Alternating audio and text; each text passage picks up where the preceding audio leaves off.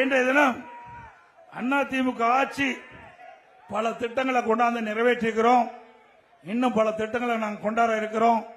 நம்ம பகுதியில் இருக்கின்ற நான் இந்த பகுதி அந்தியூர் பகுதியில் முழுமையா எனக்கு தெரிஞ்ச பகுதி.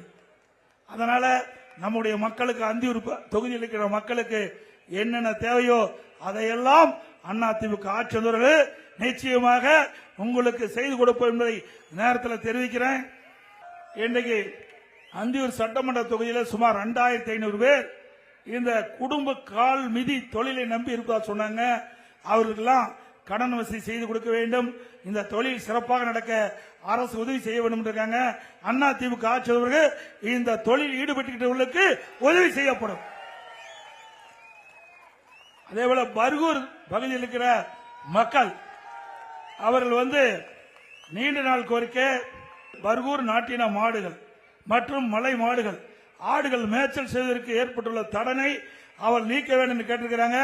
ஏற்கனவே அவர்களுக்கு என்ன நிலை இருந்ததோ இந்த நாட்டின மாடுகள் மலை மாடுகள் ஆடுகள் அவர்கள் மேய்ச்சலுக்கு தேவையான வசதி செய்து கொடுக்கப்படும். அதிமுக ஆட்சியுடன் அதே வனச்சர கட்டுப்பாட்டில் உள்ள 4 குக்கிராமங்கள் வேளாம்பட்டி, சுண்டப்பூர், தொல்லி, குட்டையூர் இதெல்லாம் சாலை இல்லாமல் இருக்குது.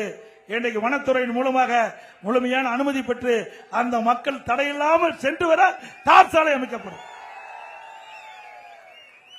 கணக்கம்பாளையம் கிராம வேதாபாறை நீர்